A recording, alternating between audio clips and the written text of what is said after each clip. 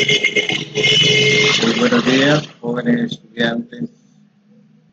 Este día tenemos nuestra primera tutoría en línea mediante Skype empresarial, y quiero desearles lo mejor en sus estudios para que puedan ustedes salir adelante.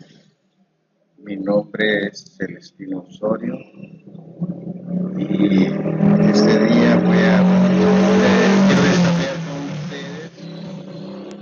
Voy a mostrar en primer lugar la agenda que vamos a desarrollar este día.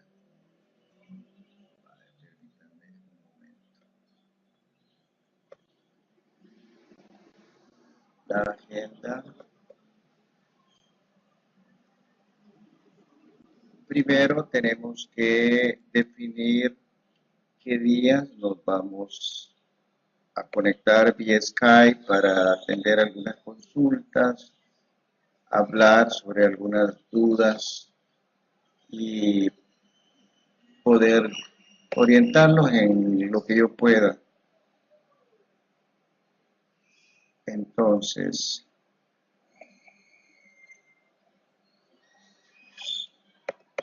yo lo que quería proponerles es que nos podamos conectar al menos una vez por semana, los días jueves a las 7 de la noche. Quisiera pedirles que si no pueden a esa hora, que me hagan una propuesta. Para mí es más fácil en la noche y creo que para ustedes también, me imagino que algunos trabajan. Entonces, si la fecha, el día y la hora no es la más adecuada para ustedes, yo espero sus propuestas en mi correo. Luego quería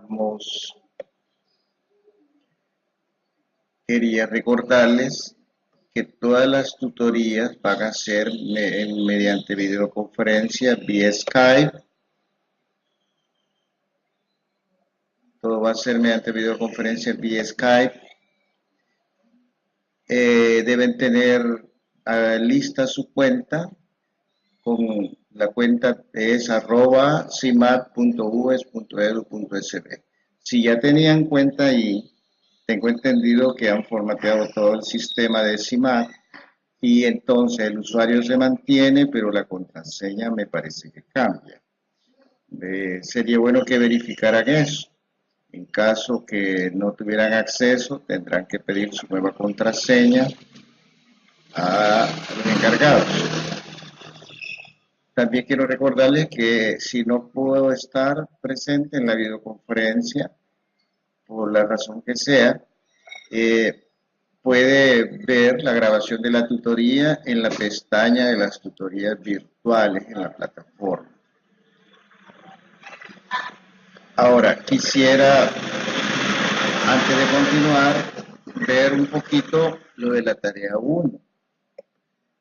La tarea 1, como ustedes saben, consta de 2 partes.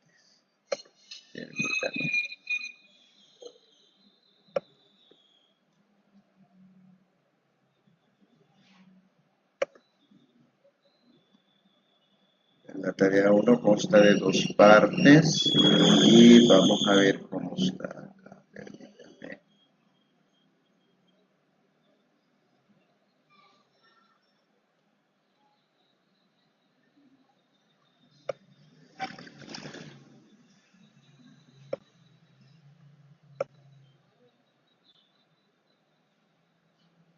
Bueno, veamos de qué consta la tarea 1. La tarea 1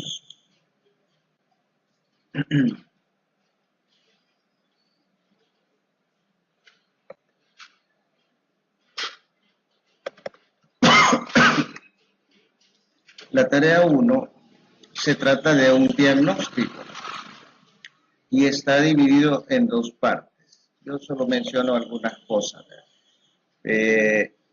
¿Cuál es el objetivo de esta tarea? Investigar las estrategias, dificultades y errores de los estudiantes en la resolución de problemas elementales en los contenidos de matemática en los programas de educación básica y educación media.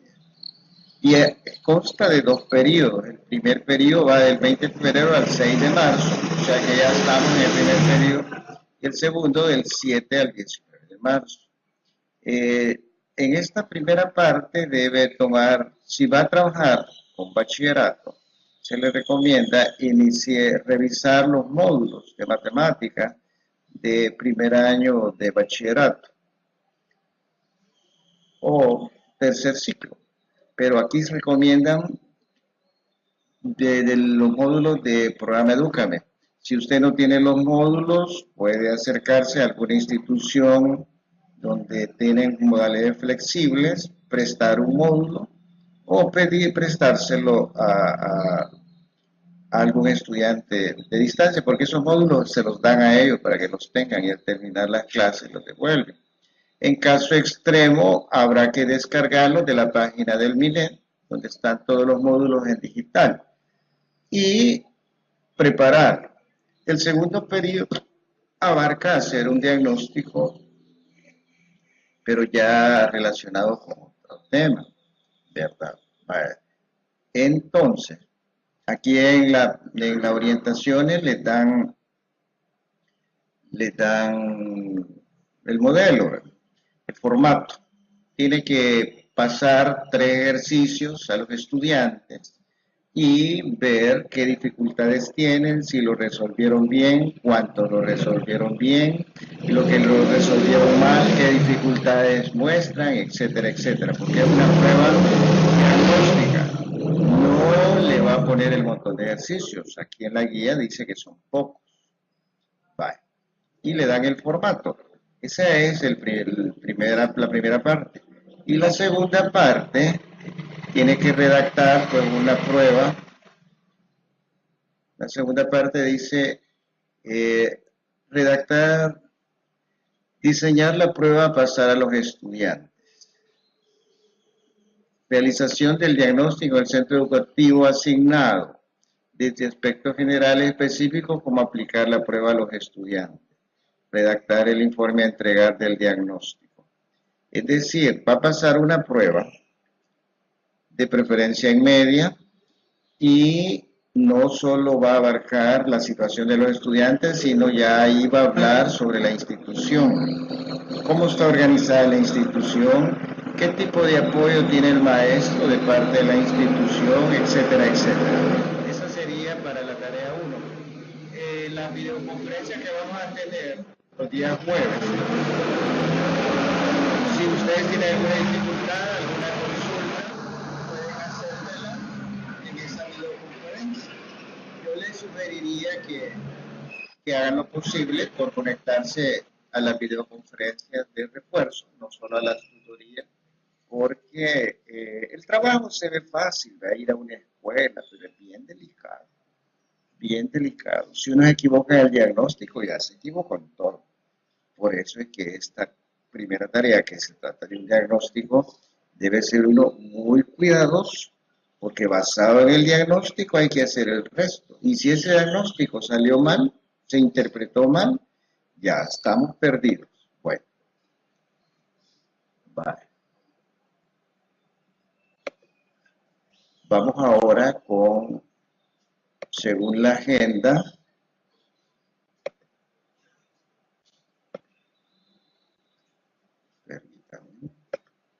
bueno, según la agenda, entramos ahora con lo que es lo que nos corresponde a la unidad 1, pero antes quiero decirle, buenos días, don Luis. Bien, quiero decirles que en mi caso me va a corresponder trabajar con 3 de ustedes, ¿verdad? Que son Amnabelin Jacqueline Hernández Miranda, Rosa Miriam García López y César René Mármol Aldana, que van a hacer sus prácticas en el Centro Escolar Gustavo Marroquín. Esas prácticas son bien importantes porque los ponen en contacto con la realidad de la escuela. Aun cuando uno ya haya tenido cierta experiencia en la escuela, no es lo mismo llegar así, de repente, como que ya lleve algo estructurado. Y la idea de la videoconferencia es esa precisamente, que revisemos qué vamos a ir a hacer en nuestra práctica para que el trabajo sea bueno, sea productivo. Bueno, visto eso, vamos a pasar ahora. Buenos días. Buenos días. Aquí viene el encargo. Permítame, vamos a ver acá.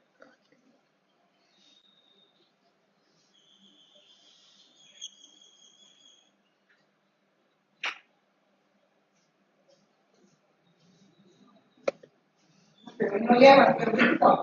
Ahí lo tengo ahí en la pulsería.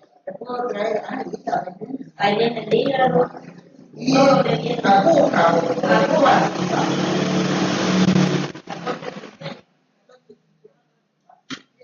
Permítanme, voy a hacer una interrupción. Disculpen la interrupción, pero vamos a ver acá que tengo este problemita aquí con la máquina.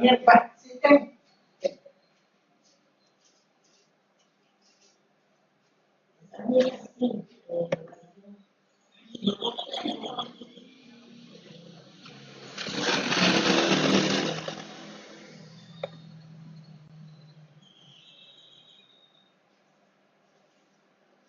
Alguien no pasa de nada. Cuando pasa, como pasa. Tienes todo. Bien. Sí. Sí, sí. Perfecto. Bueno, vamos entonces acá. Aquí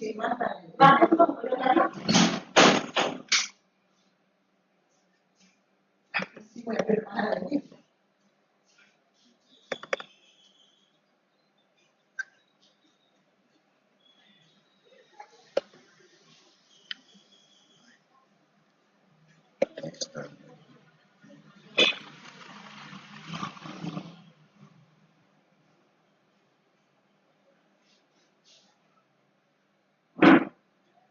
Pues esta unidad 1 es importante porque habla sobre la realidad de las escuelas. Veamos el contenido de la unidad 1. El título, el diagnóstico en el planeamiento didáctico y la labor profesional del docente. El diagnóstico es lo primero que tiene que hacer todo maestro y lo tiene que hacer en los primeros días de clase para conocer la realidad, la situación real de cada estudiante. Descubrir qué talentos tiene, qué problemas de aprendizaje tiene, etcétera, etcétera. ¿Para qué? Para buscar después la metodología, la estrategia más adecuada de acuerdo a la situación de los estudiantes. No todos los estudiantes llegan iguales. Cada quien aprende a su propio ritmo. Y si a eso se le agrega problemas serios de aprendizaje, que ya requieren educación especializada o adecuaciones curriculares, pero todo eso debe conocerlo en un primer momento. Entonces este día vamos a tratar de revisar algunas cosas con respecto a eso. Entonces voy a ir presentando algunos temas. Si ustedes tienen alguna pregunta, me gustaría que me la hicieran saber, ¿verdad? Para que podamos participar. Permítanme un momento.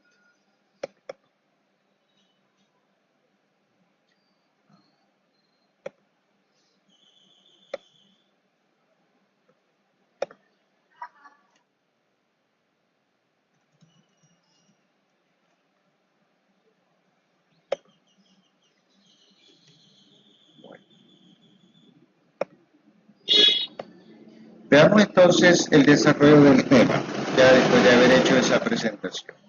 Voy a ir explicando algunas cosas. Estamos con la primera parte de la unidad 1 que se llama el diagnóstico, el planeamiento didáctico y la labor profesional del docente. Los objetivos: seleccionar y secuenciar los contenidos matemáticos de la educación matemática con los fenómenos que los originan, reconociendo los aspectos formales implicados junto con su presencia en situaciones cotidianas y aquellos otros ámbitos como física, biología, economía, entre otros. Ese es el objetivo general. Pero observemos bien los términos que se usan. Seleccionar y secuenciar. O sea, ¿en qué orden van a ir? Primero, ¿cuáles son los contenidos? Y luego, ¿en qué orden? Los contenidos matemáticos de la educación matemática, con los fenómenos que los originan, reconociendo los aspectos formales. ¿Y por qué estamos hablando con los fenómenos que los originan? Porque estamos hablando de la fase diagnóstica. Tenemos que darnos cuenta cuáles son las causas por las cuales el niño ha desarrollado estos talentos o no los ha desarrollado, o los ha desarrollado a medias. Los objetivos específicos: identificar los contenidos matemáticos de la educación matemática con los fenómenos que los originan, como física, biología, economía, entre otros. Número 2, secuenciar los contenidos matemáticos de su planificación en situaciones cotidianas en los ámbitos como física, biología, economía, entre otros. Y número 3, demuestra en su planificación la aplicación de situaciones cotidianas en los ámbitos como física, biología, economía, entre otros. Este tercer objetivo específico es importante porque el niño, al mostrarle la utilidad, la aplicación que los conceptos matemáticos tienen en la vida real, él demuestra más interés porque sabe que le va a servir y le va a servir ya. A eso le llamamos pertinencia, pertinencia de los conceptos matemáticos. Es decir, que es de utilidad en la vida real. Bueno, entonces comenzamos hablando de buenas prácticas. Buenas prácticas docentes. Recoge aquellas experiencias que presentan unos principios de intervención, objetivos de trabajo y procedimientos que se consideran apropiados y son coherentes con una pauta concreta o norma y que han demostrado su eficacia. Vale. Cuando hablamos de buenas prácticas, estamos hablando de experiencias positivas del docente con los alumnos y que en esa experiencia se presentan unos principios de intervención, es decir, cuál es la participación del docente y del alumno, objetivos de trabajo y procedimientos que se consideran no solo apropiados para el tema, para la situación, sino que además son coherentes con una pauta concreta o norma que han demostrado su eficacia. Fíjense que aquí, cuando hablamos de buenas prácticas, estamos hablando de eficacia. Eficacia hace referencia a los resultados. Los resultados son buenos. ¿Y qué se podría considerar bueno en matemáticas? Primero, la comprensión de los conceptos. La matemática en sí es abstracta, pero si logramos comprender bien ese concepto matemático mediante los ejercicios, mediante las aplicaciones, mediante las explicaciones del profesor, entonces se supone que los aprendizajes han mejorado considerablemente. Los resultados entonces son buenos. Entonces hablamos de mucha eficacia. Las buenas prácticas hacen referencia a algo que funciona y que ha obtenido los resultados esperados. No solo que funciona. Mire, yo ahí la clase, cumplí, los alumnos más o menos estuvieron atentos. No solo que funcione, sino que además se consiguen los resultados esperados. Cada vez que revisamos los programas, ahí dice, hace referencia de una forma o de otra cuáles son los resultados esperados, qué se espera conseguir al finalizar la clase. Y buenas prácticas significa que ese resultado lo logré. Y por haberlo logrado, Entonces, y logrado en un buen porcentaje, entonces mi intervención, mi práctica pedagógica en el aula se considera buena práctica. Y esas son las buenas prácticas que debemos analizar, que debemos estudiar. Los autores Pawlowski, Ian y Patiño consideran que una buena práctica es una manera de actuar. Ya no estamos hablando de intenciones, estamos hablando de actuar, ya hechos concretos, aplicación real, que ofrece unos resultados concluyentes. No es que me lo estoy inventando o que parece ser, nada de eso. Es que es concluyente. ¿Aprendió o no aprendió? ¿Y cuánto aprendió? Números. Y que en su puesta en práctica pueden mostrar una innovación respecto a lo que se hace hasta el momento. Mire, esto es interesante porque estos autores dicen, mire, es una buena práctica porque estamos hablando de una manera de actuar que ha tenido resultados concluyentes, muy buenos, y que además ha mostrado cierta innovación respecto a lo que se hace hasta el momento. Es decir, las otras metodologías, las otras formas de actuación pueden ser buenas, pero esta es innovadora. No solo que es buena, es que además es innovadora.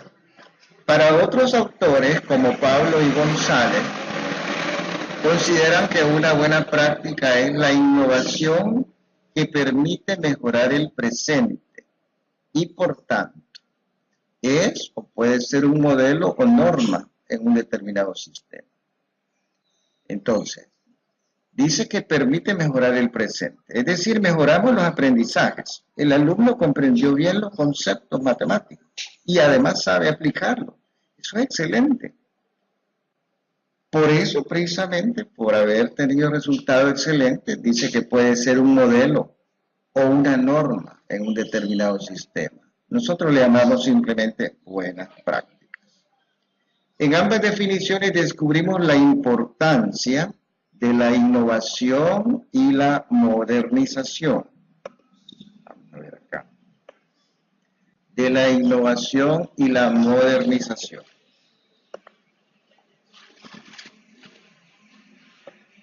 Es decir, son dos cosas que van de la mano. Innovar quiere decir que le ha dado un giro positivo, está usando cosas nuevas, atractivas, interesantes. Y además hablamos de modernización. Pues la modernización significa un avance también. Por eso es buena práctica. Ahora vamos a buenas prácticas en el ámbito educativo. Centrándonos en el terreno educativo, se puede entender por buenas prácticas docentes, de acuerdo con la definición del grupo DIM, a las intervenciones educativas que facilitan el desarrollo de actividades de aprendizaje en las que se logren con eficiencia los objetivos formativos previstos y también otros aprendizajes de alto valor educativo, como por ejemplo una mayor incidencia en colectivos marginados, menor fracaso escolar, mayor profundidad en los aprendizajes. Vale, veamos esta primera parte. Dice que estamos hablando de intervenciones educativas que facilitan el desarrollo de actividades de aprendizaje y que además se logran con eficiencia, es decir, con pocos recursos, buenos resultados. Eficiencia significa invertir el mínimo y obtener el máximo. Entonces, si se logra con eficiencia los objetivos formativos previstos, que ya nos da el programa educativo, ya viene ahí cuál es el objetivo a lograr. Y además se logra otros aprendizajes que no son exactamente o estrictamente educativos, que no vienen en el programa, pero que tienen incidencia. Y aquí menciona, por ejemplo, incidencia en colectivos marginados. Imagínense un niño de una zona marginal, de una zona muy pobre, su única oportunidad de aprender, de educarse es la escuela pública, no está en capacidad de pagar. Pero si este niño, además de formarlo académicamente, lo socializamos adecuadamente, él sabrá convivir en la comunidad, podrá superar tal vez aquellos resentimientos, algunos problemas que traen de tipo social, psicológico. Pero además ponen acá como ejemplo un menor fracaso escolar. Ya no es que la mitad reprobada, ahora el porcentaje de niños reprobados en un examen es mínimo. Y mayor profundidad en los aprendizajes. El niño entendió bien el concepto, lo sabe aplicar, sabe la utilidad del concepto matemático. Ese es un gran avance. A eso le llaman ellos mayor profundidad en los aprendizajes. Luego dice, la bondad de las intervenciones docentes se analiza y valora mediante la evaluación contextual. Es decir, ¿qué incidencia tiene el trabajo del docente con sus alumnos en la realidad que se vive, en la evaluación contextual? Es decir, ¿qué tanto ha cambiado la realidad mediante esa intervención? Porque imagínense si todos los docentes trabajan bien, ya esa realidad educativa ha cambiado considerablemente. A eso le llamamos buenas prácticas en el ámbito educativo. Un aspecto a considerar en relación al límite entre una buena o mala práctica es la relatividad de la misma. ¿Y esto a qué se refiere? Hemos de considerar a la hora de su selección y difusión su validez desde una óptica aplicada, evitando proporcionarla sin tener en cuenta las características idiosincráticas del contexto o las necesidades o intereses de los estudiantes. Es decir, lo que a un docente en la zona oriental de El Salvador le resultó exitosa y lo consideramos una buena práctica, no podemos ir a fotocopiarla y aplicarla aquí en la zona occidental, porque probablemente la realidad es otra. Sí podemos tal vez adecuarla y ver si funciona o no funciona, pero no es automático.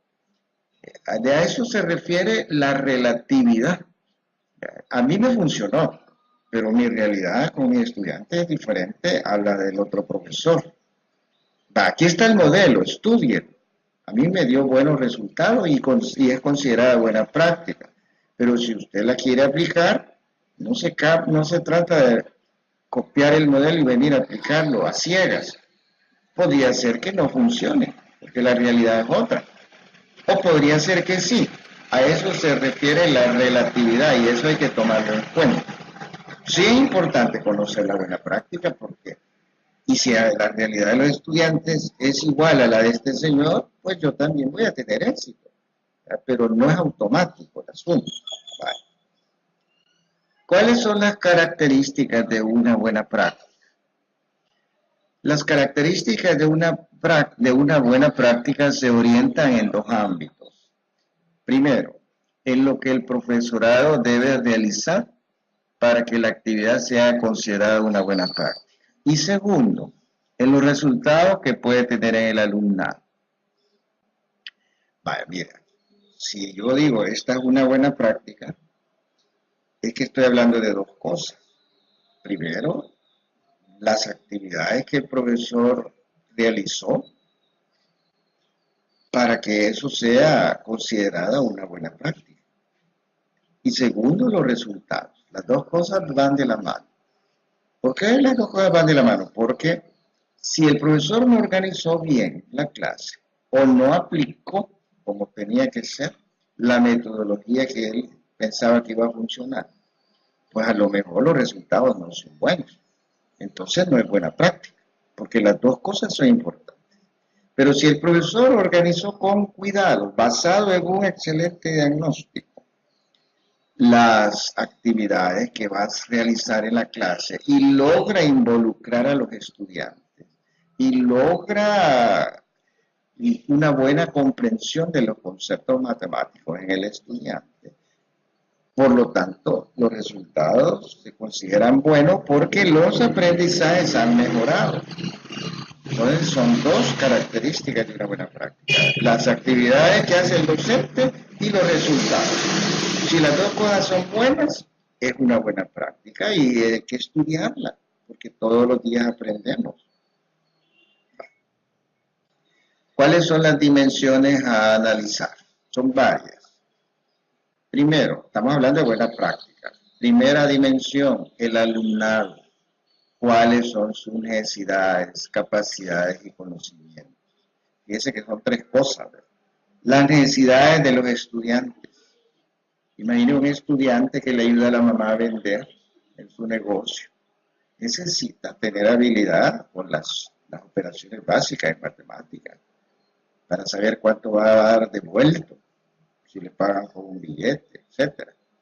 Las capacidades, ¿qué capacidades tiene el estudiante? Eso tal vez me lo puede decir el diagnóstico. Y además los conocimientos. ¿Qué sabe este muchacho hasta ahorita? ¿Cuáles son los conocimientos previos de este muchacho? Eso es lo primero que hay que conocer. Porque con esos jóvenes o con esos niños voy a trabajar. Entonces la primera dimensión es esa. ¿Qué necesidades, qué capacidades y qué conocimientos tienen mis alumnos? Vale. La segunda dimensión, aprendizaje docente. Estamos hablando de habilidades, creencias y valor del profesorado. Y valores del profesorado que ha desarrollado la práctica. Y desafíos que presentan a quienes intenten desarrollarla en sus respectivos contextos y condiciones de trabajo. Entonces, aquí la segunda dimensión es ver qué habilidades tiene el docente. Hay docentes con muchísimas habilidades, hay otros que no tienen tantas, ¿verdad? Pero veamos aquí los que tienen muchas habilidades. ¿Cuáles son las creencias y valores de ese profesorado que ha desarrollado la buena práctica? Porque al verla, yo puedo ver qué desafíos enfrentó este profesor y ver los desafíos que yo tengo. Entonces es importante esa dimensión. La otra dimensión es el conocimiento. ¿A qué se refiere? Se refiere a cómo se relaciona el aprendizaje formal planteado con el desarrollo de las competencias básicas que permitan su aplicación.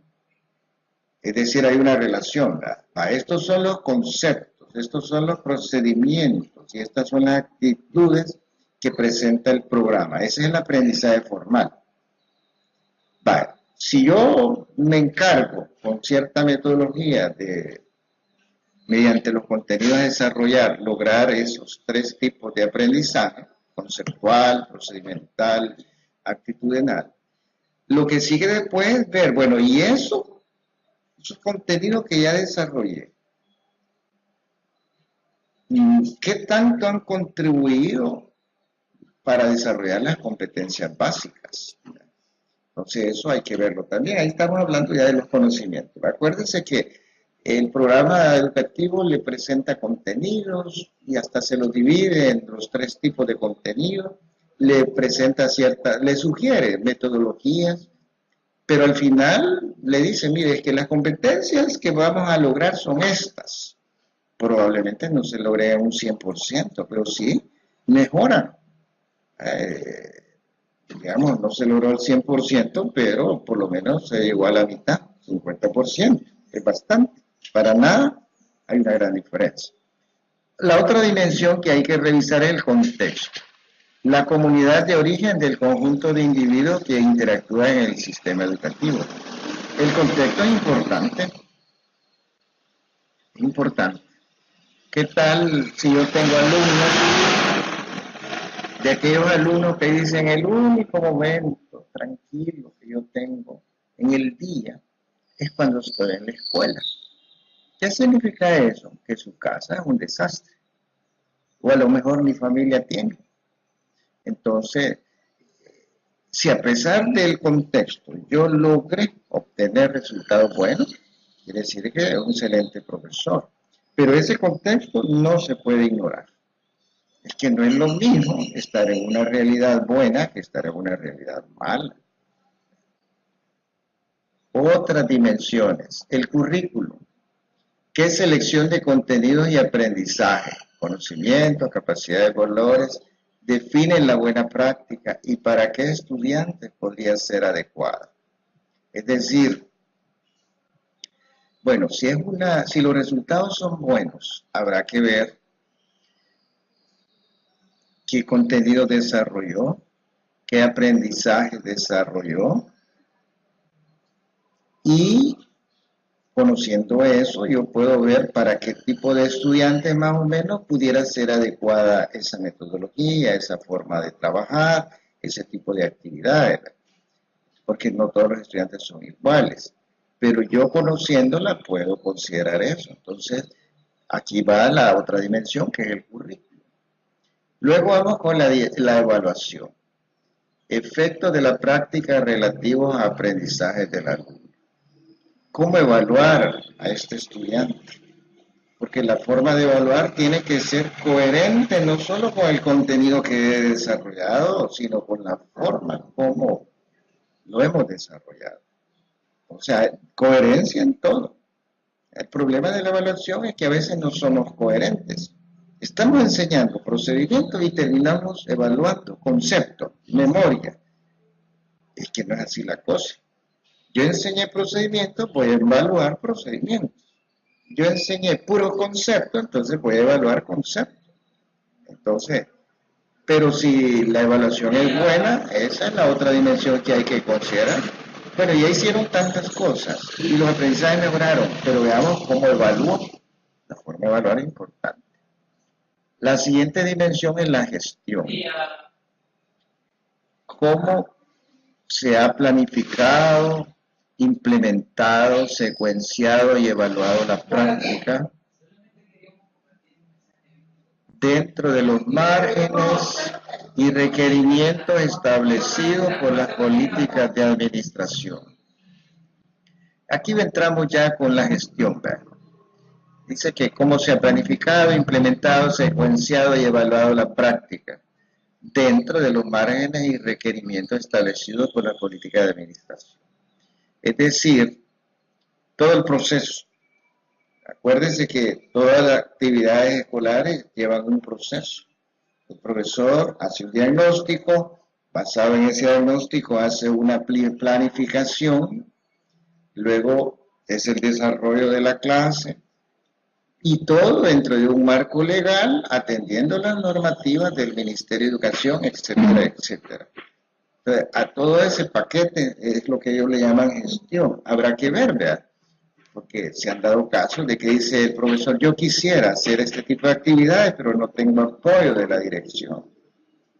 Y así, entonces, la gestión es importante. Luego vamos con la otra, la pedagogía.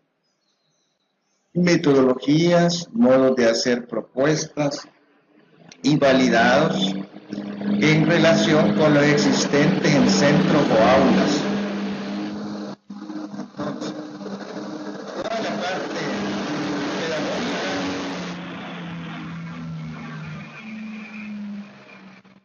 hay que revisarla.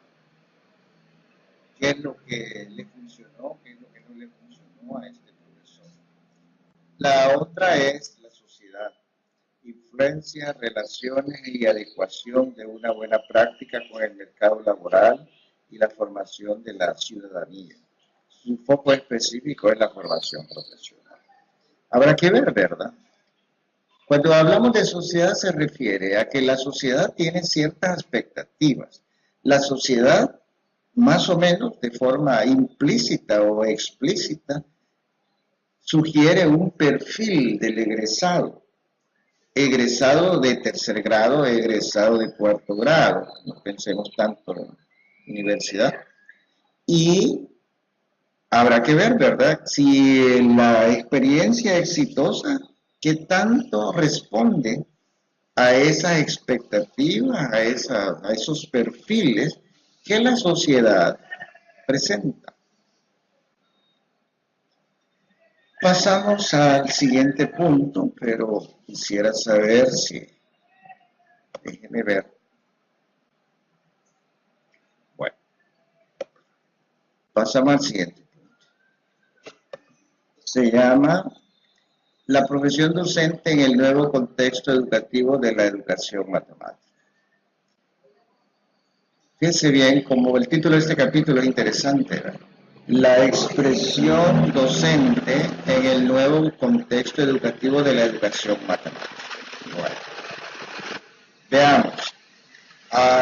Vamos a revisar primero los hallazgos sobre la enseñanza efectiva de las matemáticas. ¿Y por qué usan la palabra hallazgos? Porque se ha ido descubriendo y ese descubrimiento ha sido de mucha utilidad para mejorar muchas cosas. Estamos hablando del área de matemáticas. Entonces, por eso hallazgo, porque nadie se imaginaba, de repente descubrieron esto y es un hallazgo, pues, porque nos ha beneficiado. Vale. Veamos los hallazgos, que son varios. Primero, el primer hallazgo constituye el desarrollo de una disciplina distinta a las matemáticas y a la pedagogía en general. ¿Y cuál es esa nueva disciplina? Se llama la educación matemática. Como un espacio profesional y una ciencia con fisonomía y perfil independiente. Esta disciplina tiene sus propios objetivos, sus propios métodos, parámetros de validación y organización de sus comunidades profesionales y científicas. Es decir, no basta con que el docente conozca mucho de matemáticas, sabe todo lo que es matemática, vale, eso no es suficiente. Además conoce la parte de pedagogía, todas las teorías, los principios pedagógicos, etc. Vaya. Y con eso ya podemos decir que es un excelente profesor. Bueno, si es profesor de matemáticas, tendrá que entrar a una nueva disciplina que se llama educación matemática. En esa educación matemática, la base son las dos anteriores, la matemática pura y la pedagogía. Las combinamos, las aplicamos adecuadamente y surge lo que se llama la educación matemática. La educación matemática está orientada a saber enseñar. Y usted sabe que enseñar es un arte. Permítanme un momento. Enseñar es un arte. Por eso es que debemos tener mucho cuidado, ¿verdad?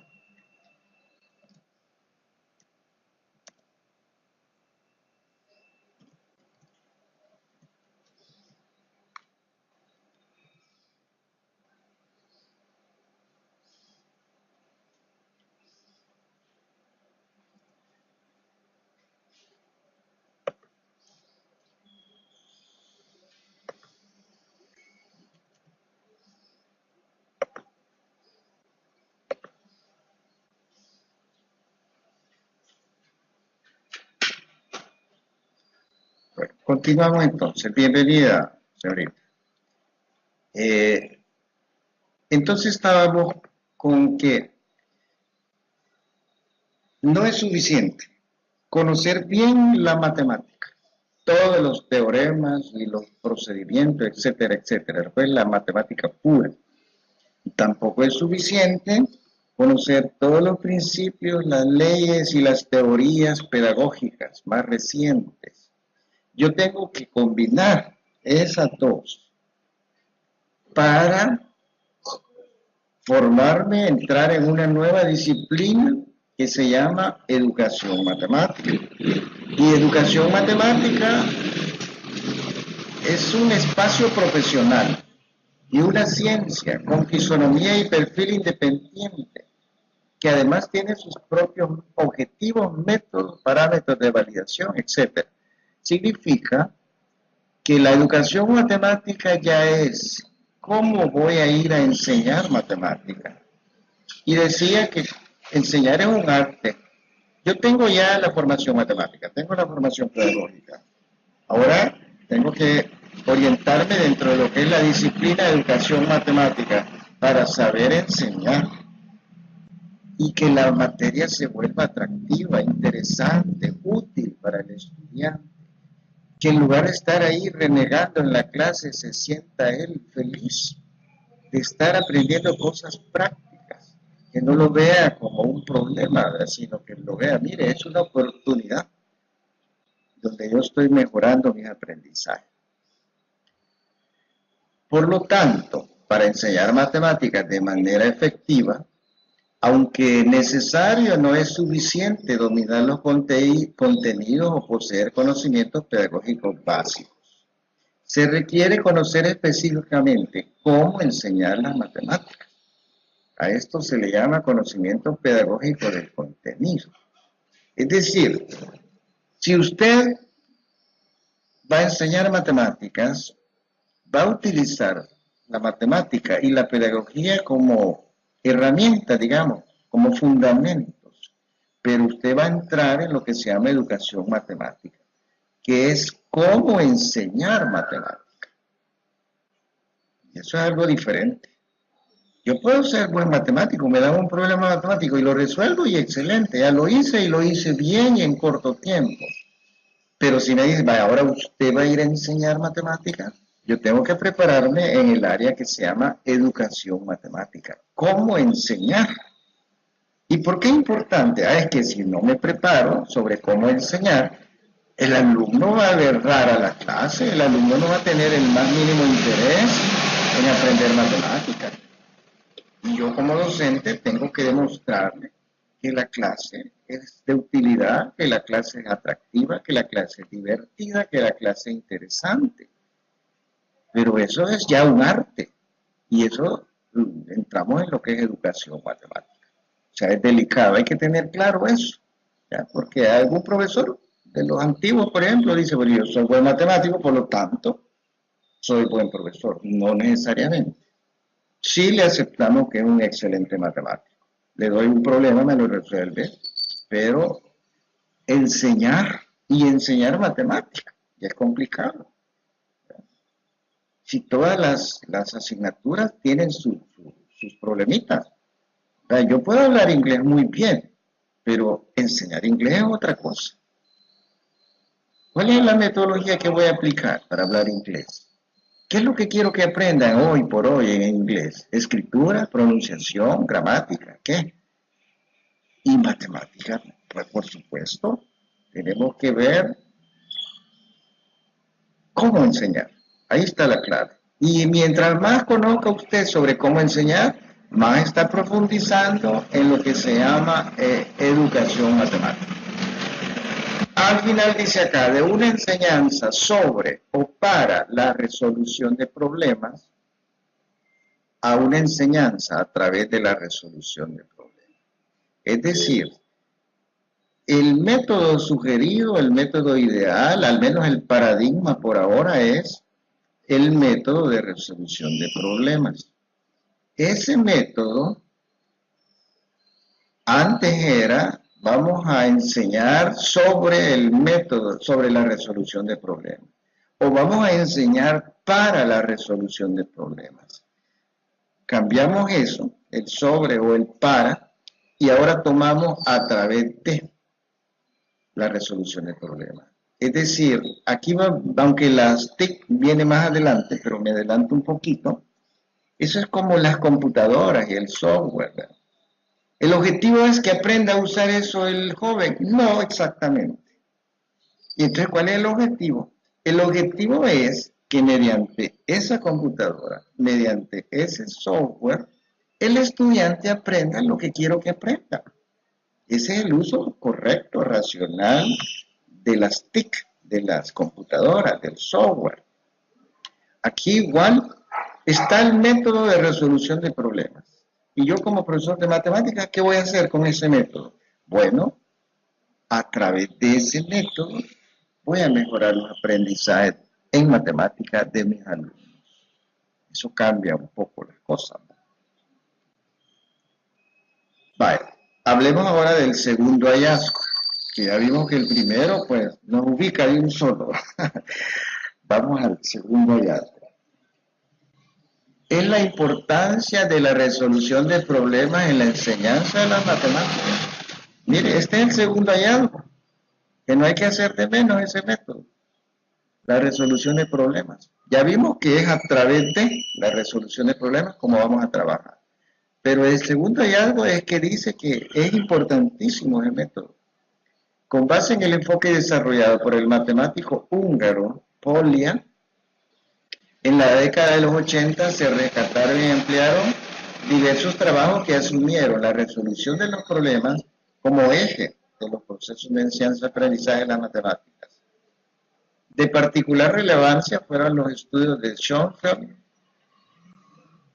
La idea central es que la enseñanza-aprendizaje debe simular en gran medida los procesos de construcción matemática. Se asume que la esencia de esto es justamente la propuesta y resolución de diversos problemas a través, entre múltiples instrumentos, de heurísticas, es decir, procedimientos específicos, directos o indirectos, que potencian las posibilidades de resolver un problema planteado. Bueno, vamos por partes. Estamos hablando de cosas muy serias aquí. Primero, que aunque ya hablaban de resolución, del método de resolución de problemas, el hallazgo consistió en que se dieron cuenta que este método es de los más importantes.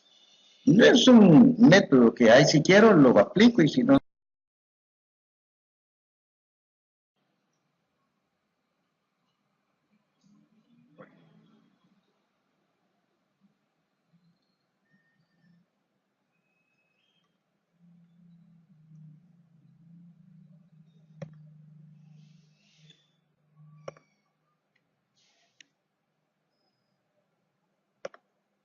Bueno, disculpen la interrupción, no sé qué pasó acá porque de repente el programa Skype falló, pero estamos ya en la segunda parte.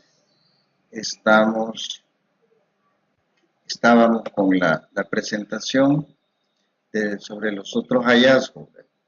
Entonces vamos a continuar, creo que todavía nos alcanza el tiempo. Eh,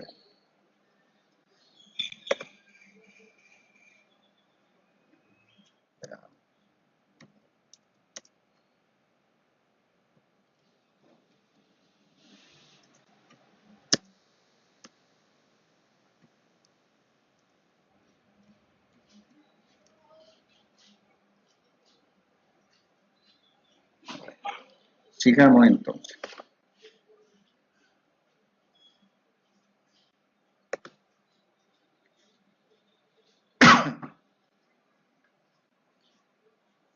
Vamos ahora con lo que es la profesión docente y la mejora de la calidad educativa en las matemáticas.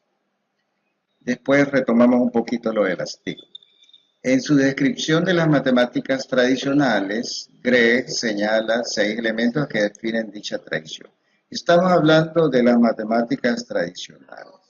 Número 1, la rutina de las actividades de la clase. ¿Verdad? La rutina de las actividades. Esa rutina generalmente es la misma y termina cansando tanto al docente como al estudiante, termina aburriéndolo. No hay variedad, no se echa a andar la creatividad, el estudiante se involucra muy poco, etcétera, etcétera. Número 2, las formas que toma la interacción verbal entre el profesor y el estudiante. Como estamos hablando de lo tradicional,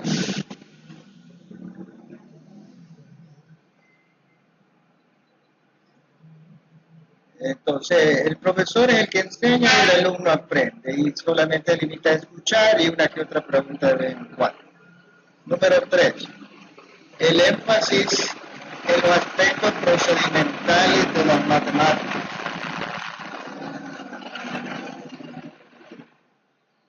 Se refiere que enseñan métodos. No es enseñar a través de la resolución de problemas. Aquí es de otro modo, aquí es enseñar métodos. Número 4, la autoridad centrada en el profesor, él es el que manda, él es el que sabe, y en el libro de texto. El libro de texto que es palabra de Dios para el profesor. Número 5, la naturaleza de la enseñanza.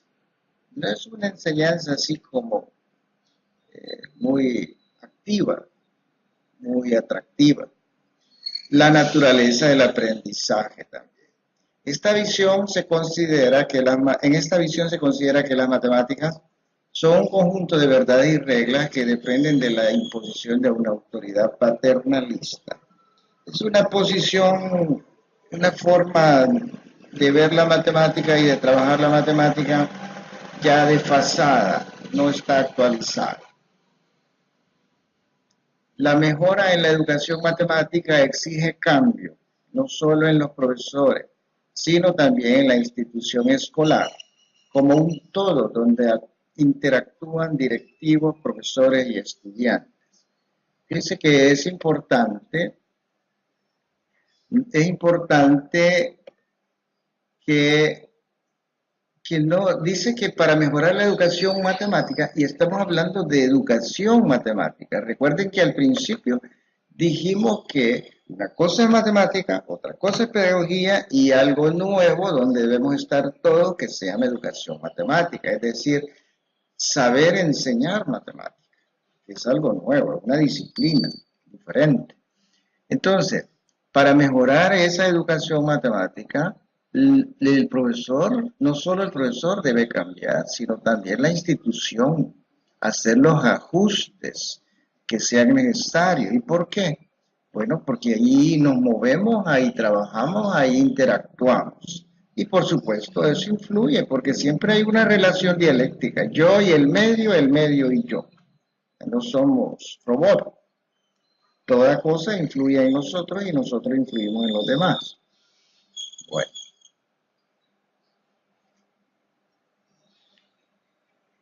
La profesión docente y la mejora en la calidad educativa. Hablando de la institución como contexto de la enseñanza, a medida que cambian las ideas acerca de lo que es la enseñanza, también se ha ido comprendiendo que la enseñanza efectiva depende de un arte de factores mucho más complejo que el conocimiento que pueda tener el profesor sobre el contenido de la materia que enseña, sus habilidades pedagógicas generales y aún el conocimiento que tenga acerca del contenido pedagógico. O sea, el contexto donde se va a dar la clase. No basta con que el profesor cambie y sea brillante, sino que la institución en ese contexto debe contribuir positivamente a que eso se logre, que la educación matemática pueda realizarse adecuadamente. Y el otro punto es con los profesores de matemáticas.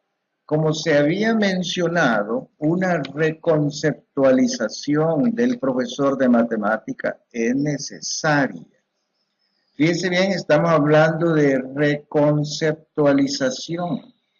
Eso es como redefinir, diseñar un nuevo perfil. No es solo que, mire, yo así he sido y así voy a ser. No. Paremos, definamos cómo va a ser a partir de ahora el nuevo profesor de matemáticas. A eso aquí le llaman la reconceptualización. Veamos, los problemas de la visión del profesor como protagonista y único responsable de la enseñanza y aprendizaje se han asociado con la tradición y el mantenimiento de la baja calidad de la formación matemática de los estudiantes.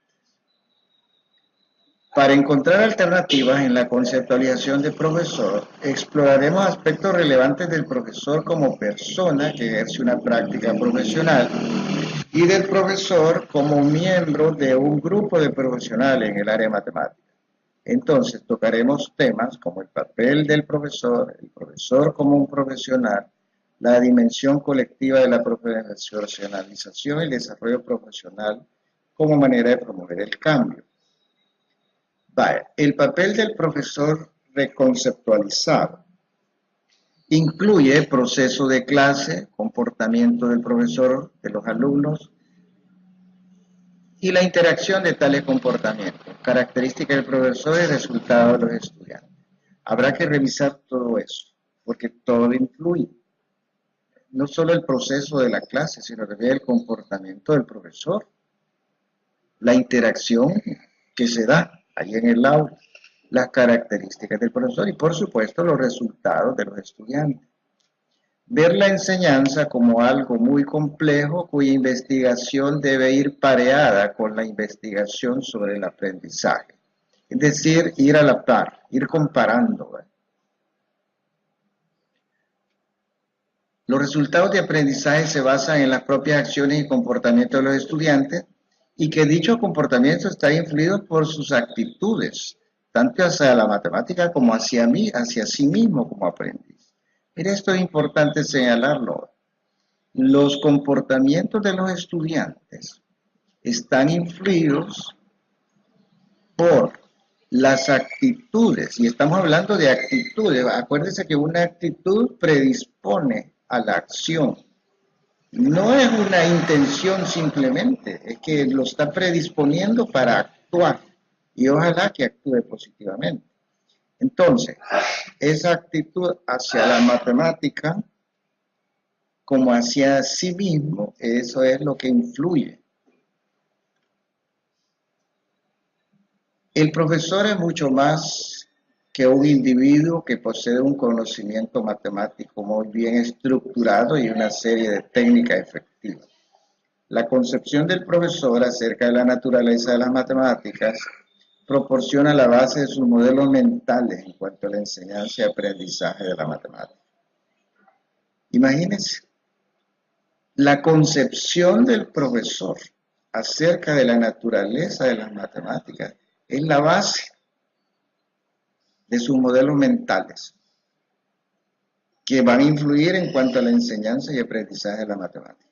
Entonces es importante que el profesor tenga una buena concepción acerca de la naturaleza de las matemáticas, porque eso se va a ver reflejado en sus modelos mentales cuando ya trabaje enseñando la matemática. Por eso hablamos de reconceptualizarla. Si ve la matemática como algo estrictamente mecánico, pues es un concepto que se queda corto. Si la ve como algo dinámico, algo de utilidad, algo pertinente, pues es otra forma de verla, es otra concepción. El profesor como un profesional.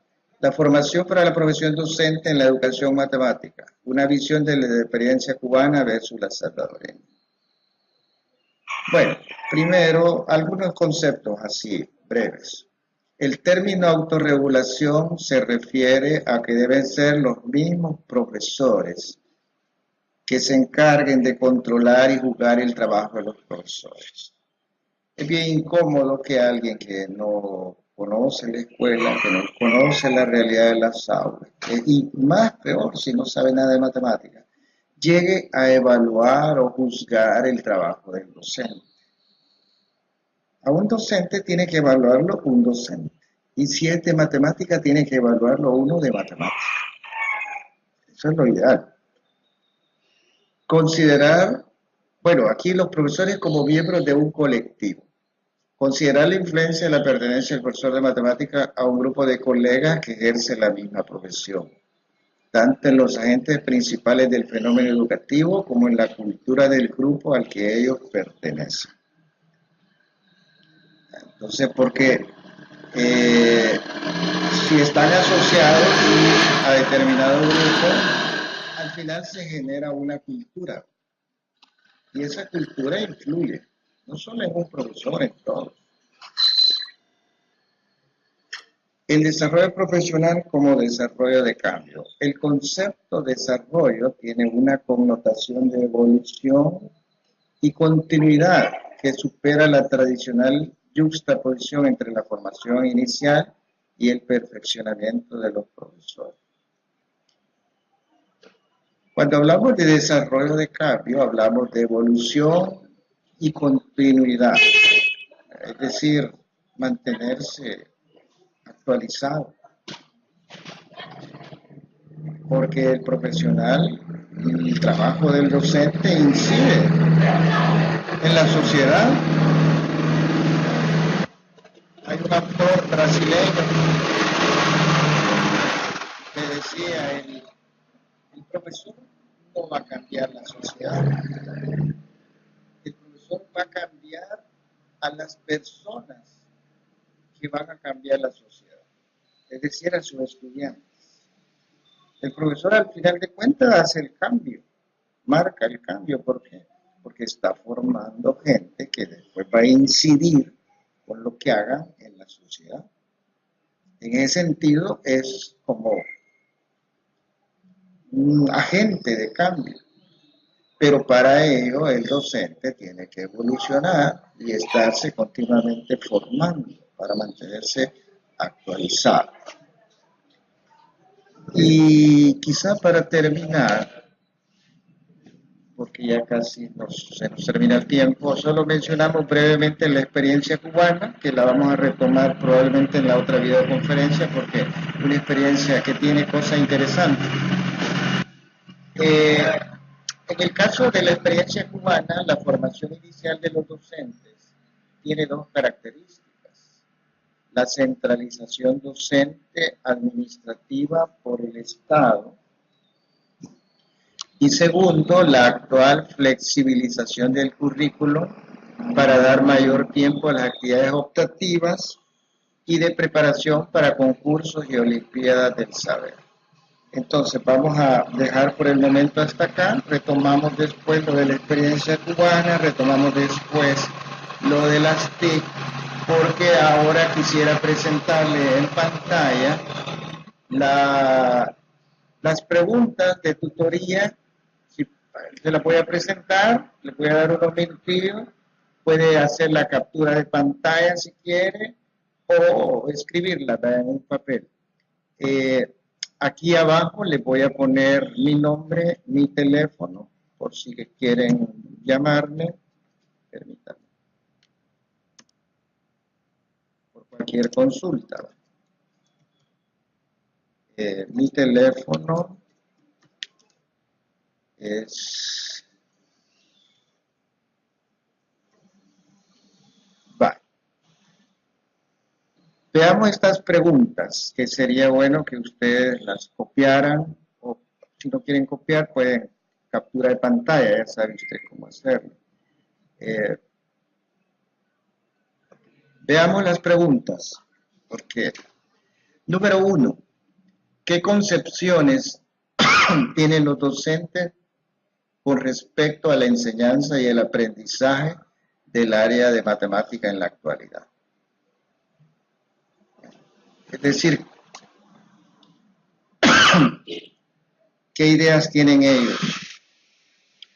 ¿Cómo conciben la enseñanza y el aprendizaje del área de matemática en la actualidad? Es una pregunta un poco profunda. Sería bueno que antes de contestarla tuviera la oportunidad de hablar con algún profesor de matemática que esté ejerciendo en este momento a cualquier nivel y le pregunta: ¿cómo ve usted la matemática, profesor? A ver qué le dice. O si no, se lo plantea más fácil. ¿Es interesante la matemática, profesor? ¿Es de utilidad la matemática? ¿Es fácil la matemática? Entonces sería interesante ver qué opinan ellos. Pero vamos con la segunda pregunta. ¿Cómo influyen, ya sea de forma negativa o positiva, las concepciones que sostienen los docentes sobre sus prácticas pedagógicas? Mire, esto es interesante, ¿verdad? Ellos tienen una visión acerca de lo que es la enseñanza y aprendizaje de matemáticas. La pregunta es, esa visión, esa concepción que tienen y que es personal, ¿cómo influye ya en sus prácticas pedagógicas? Es una pregunta buena. Yo diría que está bien, yo puedo dar mi opinión porque conozco varios profesores, pero sería interesante que antes de responder esta segunda pregunta, se pudiera hablar con al menos un profesor, ¿verdad? Y decirle, mire profesor, ¿cómo ve usted la matemática? Vale. Y según la respuesta que dé, ¿cómo influye esa forma de ver las matemáticas ya a la hora de hacer su trabajo de enseñanza-aprendizaje? Sería interesante, ¿verdad? A ver qué dice él. Bueno, vamos con la tercera pregunta. Según su criterio y su punto de vista, ¿cómo puede un docente mejorar su práctica pedagógica en la educación matemática? Vale, mira, aquí estamos hablando de cosas serias, ¿verdad? Porque le preguntan, él ya está realizando una práctica pedagógica. La pregunta es, ¿cómo puede mejorar esa práctica en la educación matemática? Es decir, él va a enseñar matemática. Por lo tanto, necesita ser bueno en una disciplina que se llama educación matemática. ¿Cómo enseñar y enseñar bien, mejorando los aprendizajes para que el estudiante comprenda los conceptos matemáticos que quiero que comprenda y que además vea la materia como útil, interesante, atractiva, fácil? Entonces, le preguntan a usted como estudiante de licenciatura en enseñanza de la matemática, ¿qué sugerencias da? ¿Cómo puede un docente que ya realiza determinada práctica pedagógica mejorar esa práctica? Mejorarla en lo que ellos llaman educación matemática, ¿verdad? Ahí sí creo que usted ha visto varios profesores, puede dar sugerencias, puede dar opinión. Ahí sí no necesita entrevistar a muchos, porque usted ha visto la práctica, usted ha sido alumna o alumno, entonces, basado en lo que ha visto, puede decir, mire, esta práctica que yo vi se puede mejorar en esto o con esto, ¿verdad? Orientado siempre a la enseñanza de la matemática. Bueno, voy a, si acaso, digamos, no lograron copiar las preguntas, mándenme un WhatsApp, ahí les dejo mi número de teléfono y yo les envío las, o si no, yo se las mando a más tardar el lunes tempranito a las cuentas de su correo institucional. Usted sabe que la comunicación oficial conmigo es a través de la plataforma o a través del correo institucional, pero les doy mi teléfono celular por alguna emergencia, algo urgente que pues. Y quedamos en que los días jueves, mi propuesta es que los días jueves podamos tener una videoconferencia, ¿verdad? Ustedes me dicen si les parece bien que cada semana, los días jueves, de 7 a 8, de 7 a 7 y media de la noche, para no quitarles mucho tiempo, podamos platicar aunque sea un momento, ¿verdad? Porque a veces la materia se ve fácil, pero es delicada. O sea, el hecho que sea fácil no quiere decir que no sea delicada. Es delicada. Y, debe hacerse con cuidado, ¿verdad? Porque el docente que va a enseñar matemáticas va a trabajar con personas, no con máquinas. Una máquina no le protesta, una máquina no se aburre. Lo más que pasa con las máquinas es que se desgasta. En cambio, el ser humano es complicado. Entonces, por eso es que hoy que estamos en proceso de formación, debemos comprender muy bien la teoría, hacer todos los trabajos, las tareas con mucho cuidado para que estemos listos cuando nos toque trabajar ya en el aula con los estudiantes, o si ya lo estamos haciendo para mejorar ese trabajo. No sé si hay alguna pregunta, algún comentario, alguna sugerencia.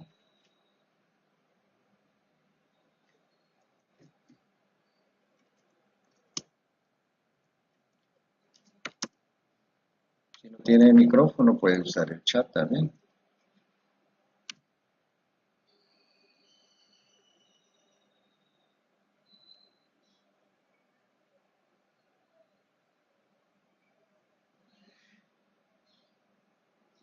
Vaya, en caso que no haya más preguntas o comentarios, pues creo que estaríamos cerrando esta sesión. Y para los compañeros que no pudieron participar, esta grabación va a estar en plataforma ya a partir de la próxima semana, está ahí.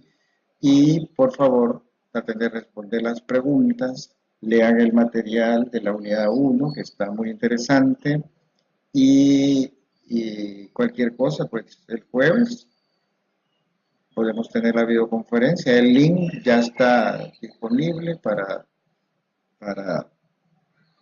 que nos podamos conectar. En caso que haya problemas por la fecha y la hora, ustedes dirán, vea qué día. Yo prefiero hacerlo de noche porque sé que varios de ustedes trabajan o quizás todos trabajan. Entonces en el día es complicado para todos, ¿verdad? Pero ustedes dirán. Yo quedo a la espera pues de sus comentarios, sus preguntas y como dije al principio, les deseo suerte este ciclo, que aprendan mucho, que pasen todas las materias y no olvidemos que el trabajo que ustedes, para el cual se están preparando, es un trabajo delicado, muy delicado, pero muy importante al mismo tiempo. Bueno, que pasen feliz día, si no hay ningún problema yo daría por terminada esta sesión.